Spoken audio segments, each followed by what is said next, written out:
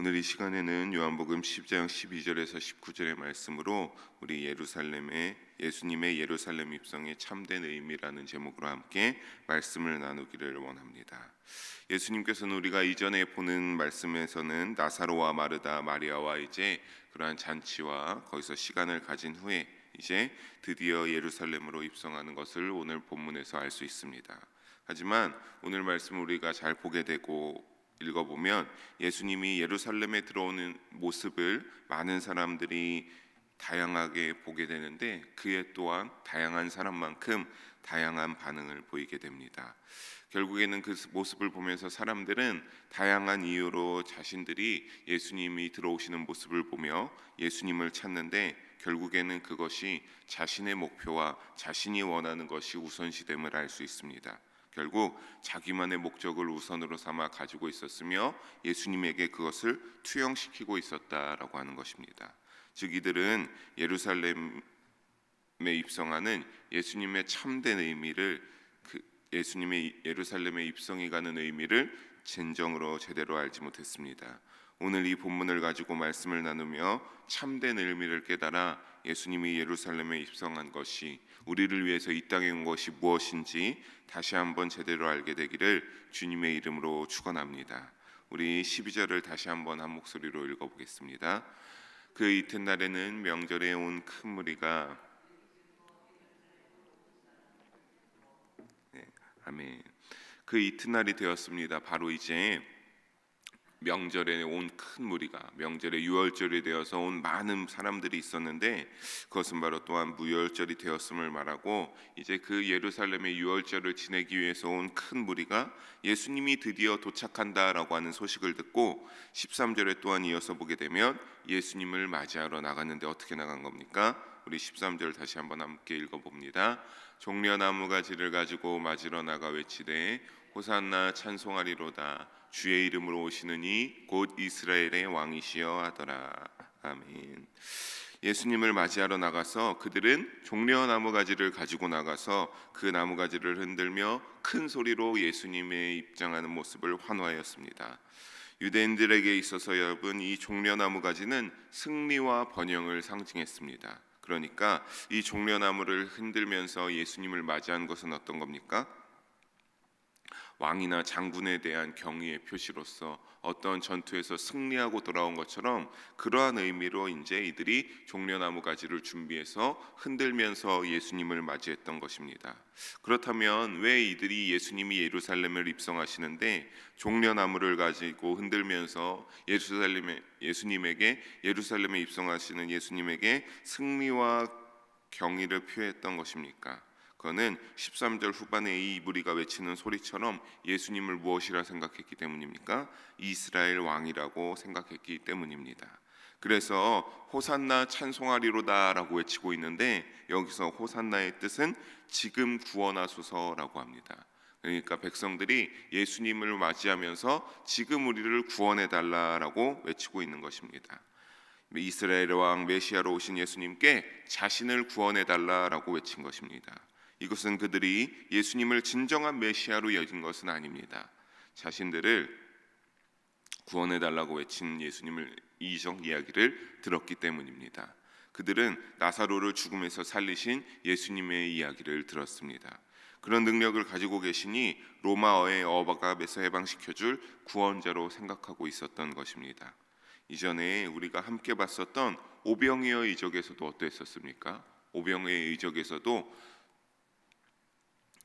떡 5개와 물고기 2마리로 5,000명을 먹이는 모습에 많은 사람들이 그것을 다 나눠 먹고도 12광줄이나 남는 모습을 보고 어떻게 했었습니까? 사람들이 자신들의 왕으로 삼으려고 했었습니다. 그 능력을 보고 참 오병이어로 그렇게 어마어마한 능력을 펼치시는 예수님을 보고 자신들의 왕으로 삼았던 그 모습과 지금의 종려나무 가지를 흔들며 예수님을 맞이하는 모습과 크게 다를 바 없습니다. 그래서 예수님이 어떻게 하신 겁니까? 우리 14절 다시 함께 한번 읽어봅니다. 예수는 한 어린 나귀를 보고 타시니 예수님이 그래서 14절과 같이 어린 나귀를 타고 오신 것입니다. 예수님은 그들이 종려나무 가지를 흔들면서 하나님과 전지전능한 능력을 동일하게 가지고 계신 예수님께서 그들을 보시면서 그들의 중심을 모르시고 그들의 마음을 모르셨겠습니까? 예수님은 그들을 보시면서 왜 환호하는지 이미 다 알고 계셨기에 왜 어린 나귀를 타고 가야 하는지가 여기서 나오는 것인데, 전쟁에서 승리하고 돌아올 때에 왕이나 장군이 여러분 어린 나귀를 타고 들어오는 것을 보신 일이 있습니까? 굉장한 전투에서 승리하고 돌아오는 왕이나 장군이 어린 나귀를 타고 들어오는 일은 없습니다. 멋있는 말이 끄는 병거를 타고 그 병거 위에 서서 멋있게 들어오거나 아니면 빼어나게 뛰어난 준말을 타고서 자신이 다시 복귀하는 모습을 보이지 어린 나귀를 타고 볼품없이 다시 돌아오진 않습니다. 그런 것처럼 그와 달리 어린 나귀를 타고 들어오시는 것은 예수님이 무엇 때문에 그런 겁니까? 자신이 그러한 어떠한 왕이나 장군의 모습과는 거리가 멀기에 어린 나귀를 타고 이렇게 들어오신 겁니다. 또 그를 통하여서 자신의 겸비함과 예수님의 섬김의 자세를 보여주고자 했던 것입니다. 사랑하는 성도 여러분, 예수님이 이 땅에 오신 것은 이와 같이 우리를 사랑하고 우리를 죄악 가운데서 건져주셔서 우리를 빠짐없이 섬기기 위한 것임을 깨달으시기를 간절히 부탁드리겠습니다. 주님의 이름으로 부탁드립니다. 그리고 이를 15절에 상세하게 뒷받침해 주고 있습니다. 우리 15절 다시 한번 함께 읽어보겠습니다. 이는 기록된 바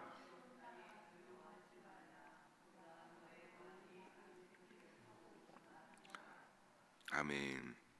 여기서 누가 두려워하지 말라고 합니까? 시온 딸아 두려워하지 말라라고 하고 있습니다. 사랑하는 성도 여러분, 여기서 시온 딸이란 예루살렘에 거하는 거민이나 아니면 그 성 자체를 의미하는 의인법적 표현입니다. 또 스가랴 9장 9절 말씀에 보게 되면 이와 같이 나오고 있습니다. 예수님께서 공의와 구원을 받기 위해서 똑같이 시온에 따라 크게 기뻐할지라며 따라 즐거이 부를지라 내 왕이 내게 임하심이, 다음에 보게 되면 그는 공의로우며 구원을 베푸시며 겸손하여서 나귀를 타시나니 나귀의 작은 것 곧 나귀 새끼니라라고 스가랴 선지자는 이렇게 예언을 하였습니다. 결국 구원을 베풀기 위하여 겸손하게 나귀 새끼를 타고 오실 것이라 한 스가랴 선지자의 예언이 성취된 것입니다. 이렇게 예수님이 오신 것은 어떠한 정치적으로서 당시에 많은 무리를 자신들의 편으로 만들어서 예수님이 왕을 떨쳐내고 자신이 왕이 되게 해서 온 것이 아닙니다. 하지만 사람들은 어떤 겁니까? 당시에 많이 모여있던 군중들은 어떤 겁니까? 이 메시지를 알아차리지 못했습니다.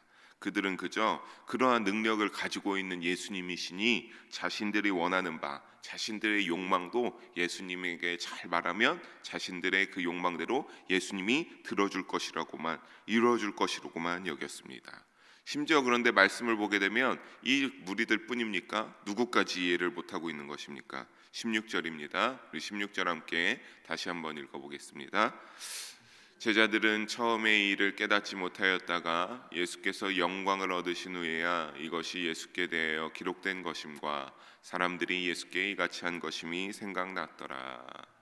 제자들은 처음에 이 일을 깨닫지 못하였다라고 하는 겁니다. 여러분, 처음에 이 일을 깨닫지 못하였다라고 하는 것이 무엇입니까? 예수님께서 그 예루살렘 성에 입성하실 때 제자들도 같이 입성하는데 예수님이 왜 이렇게 볼품없게 나귀를 타고 새끼 나귀를 타고 가는지, 예수님이 왜 이렇게 이와 같은 것을 하는지 어떤 예수님의 말이나 행동이나 아무것도 제자들 역시 이해할 수 없었다라고 하는 것입니다. 제자들도 그래서 이해하지 못했었지만 16절 후반에 나오는 것처럼 어떤 것입니까? 예수님이 영광을 얻으신 후에 깨닫게 되었습니다.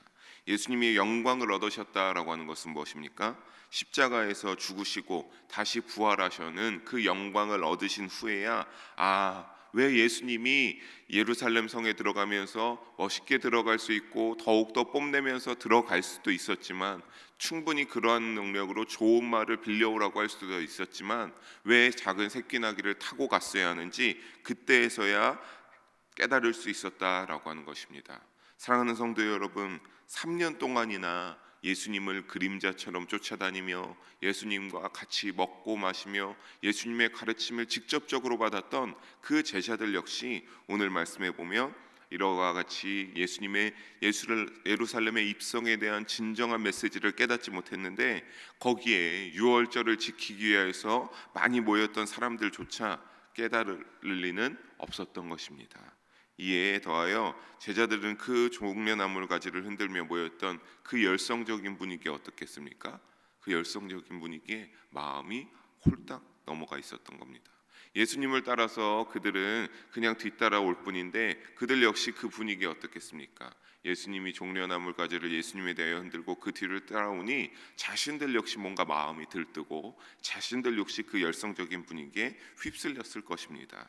그들은 그래서 나사로를 다시 살리신 예수님의 이적을 또한 그 주위에 끊임없이 증언했습니다. 특히 17절 후반에 증언한지라는 히브리어 원어로 보게 되면 에마르티레이라고 하고 나와 있는데 여기서는 미완료 시제로 되어 있습니다. 즉 그들이 여러분 그 모임 가운데 이 많은 무리들이 그 모임 가운데서도 끊임없이 죽은 나사로를 다시 살리신 예수님의 이적을 끊임없이 전파하고 한 사람이 한 사람에게 입으로 전달하며 또 전달하고 또 전달하고 하면서 끊임없이 미완료 시제로 계속적으로 전파하면서 다른 사람들에게 전파되었음을 표현해주고 있기에 여기에서 증언한지라가 원어로 볼 때 미완료 시제로 쓰여진 것입니다. 그런데 분명 그들이 나사로에 관한 이적만 전파했겠습니까? 그들이 그것을 하면서 자연스럽게 안진뱅이를 다시 일으킨 기적이나 못 보던 자를 다시 보게 하는 그런 예수님이 행했던 모든 기적들을 나사로에 다시 살리신 이적과 같이 끊임없이 전파했을 것입니다. 이 말을 들은 유대인들은 모두가 빠짐없이 18절 말씀과 같이 어떻게 했습니까? 우리 18절 말씀 다시 한번 함께 읽어보겠습니다. 이에 무리가 예수를 맞으면 이 표적 행하심을 들었습니다. 이들 말씀을 들으면서 끊임없이 저 사람이 진정 참으로 그리스도고 메시아다, 또 죽은 사람을 다시 살리는 권능을 보이시는 예수님이기에 다시 말씀드리지만 종려나무 가지를 흔든 것 또한 그 승리와 어떠한 영광을 경의로 표현한 것이 예수님이 자신들을 어떠한 왕으로 오셔서 자신들을 새로운 국면의 삶으로 전환할 것이라고 하지 않았습니까? 그것처럼 동일하게 이렇게 죽은 자도 다시 살리시는 권능을 보이시는 예수님께서 로마 군대 정도, 당시에 로마의 지배 아래 있었던 이 이스라엘 사람들이 로마 군대 정도는 충분히 물리칠 수 있을 것이라 생각하고 그 예수님을 맞이하면서 기대에 또한 가득 차서 있었습니다. 그래서 열렬히 자유를 얻고 힘이 생길 거라는 기대를 갖고 예수님을 맞이하고 제자들 역시 그 분위기에 휩쓸려 있었으니 결국에는 어떠한 것입니까? 예수님이 왜 예루살렘에 입성해야 했는지 그 참된 의미를 깨닫지 못하고 이 많은 사람들 또한 제자들까지, 그 당시에 깨닫지 못했던 제자들까지 예수님이 결국에는 말씀과 행동으로서 군사적 정치적 왕이 아님을 아까와 같이 작은 나귀를 타고 온 것을 제자들에게, 군중들에게 끊임없이 보였음에도 마찬가지로 제자들은 이해하기가 역시 똑같이 힘들었던 것입니다. 그런 중에 바리새인들은 이 광경을 보고 뭐라고 하고 있습니까? 우리 19절을 함께 마지막으로 읽어보겠습니다. 바리새인들이 서로 말하되 볼지어다 너희 하는 일이 쓸데없다, 보라 온 세상이 그를 따르는도다 하니라. 그들은 뭐라고 하는 겁니까? 이들은 철저하게 어떻게 중심이 어디에 있었습니까? 그 많은 사람들이 결국에는 자신들을 바라보고 자신들만을 따르기 원했는데 예수님에게 종려나무 가지를 흔들고 예수님에게 열렬히 환호하는 모습을 보고 우리가 졌다, 결국에 뭘 하더라도 온 세상이 그를 따르며 예수님의 뜻대로 되어가는구나 라고 하는, 자신의 주도권을 뺏긴다라고 하는 그런 생각을 하고 있었던 겁니다. 여러분, 이들 역시 어떤 겁니까? 예수님의 예루살렘 입성의 참된 의미를 알지는 못하지만 결국엔 여러분 이 19절 말씀 한 절을 잘 묵상해 보면 온 세상이 그를 따르는도다, 쓸데없다, 보라 온 세상이 결국 그를 따른다라고 하는 것은 결국에는 푸념과 같이 그들이 말했겠지만 실상은 반어적 진리를 내포하고 있습니다. 즉 무엇입니까? 예수님이 온 세상을 구원하시는 일은 그 하나님의 놀랍고 원대하신 계획은 누구도 막을 수 없는 일이라는 사실을 자신들의 입으로 결국에는 고백하게 된 것입니다. 사랑하는 성도 여러분, 말씀을 정리하면서 오늘 이 말씀을 통하여서 우리는 예루살렘에 하나님의 때에 맞춰 오신 예수님의 입성의 참된 의미를 깨닫기 바랍니다. 많은 군중들처럼 자신들이 어떻게 이 로마의 지배하에서 벗어날 것이라는 기대보다 예수님의 제자들 역시 잘 아시겠지만 사실 어떠했습니까? 그 능력을 보면서 내가 이만큼 예수님을 따라다녔으면 예수님이 이스라엘 왕이라고 했을 때 이 군중들과 똑같이 이스라엘의 왕이 된다, 정치적 군사적 왕이 된다라고 생각해서 내가 한 관료직을 얻을 수 있겠지, 내가 어떠한 귀한 다른 지금과 달라지는 삶을 맞이할 수 있을 것이라고만 생각하지 않았습니까? 하지만 예수님의 입성의 참된 의미는 그것이 아니지 않았습니까?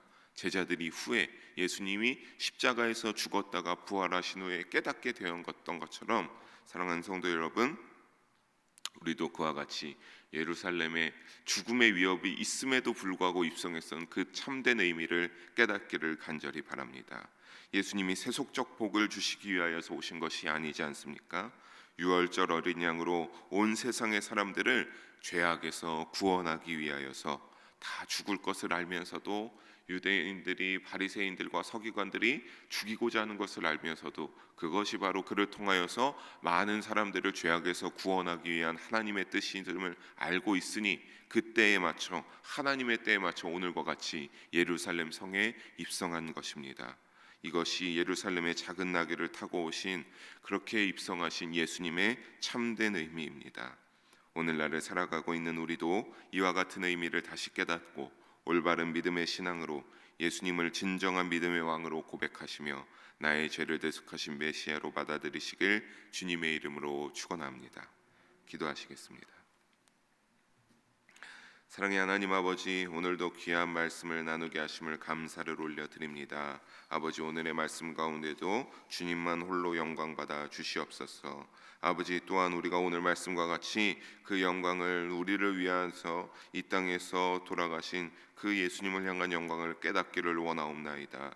아버지, 예수님이 우리를 위하여 예루살렘에 입성하신 참된 의미를 우리가 깨달았사오니 우리의 오늘날에 살아가는 믿음에서도 그렇게 우리를 위하여서 아무것도 두려워하지 않고 굳건히 하나님의 뜻에 따라 자신의 길을 꾸준히 걸어왔던 예수님의 모습을 닮아가게 하여 주시옵소서. 그를 통해서 하나님 아버지, 우리도 주님 우리를 붙잡으시고 인도하여 주셔서 우리 역시 믿음의 길 가운데로 온전히 꾸준히 이 십자가의 길을 따라갈 수 있게 하여 주시옵소서. 우리 십자가를 따라 가지고 함께 나아가는 우리 성도님들 되게 하여 주셔서 오늘날의 삶에서도 이들과 같이 생각하는 것이 아니라 나의 죄를 대속하신 참된 구주 메시아로 받아들여서 나의 마음 가운데 언제나 예수 그리스도의 십자가와 그 보혈의 능력을 붙잡고 온전한 믿음으로 승리하는 믿음의 생활을 살아가는 우리 성도님들 되게 하여 주시옵소서. 사랑이 많으신 예수 그리스도의 이름으로 기도합니다. 아멘.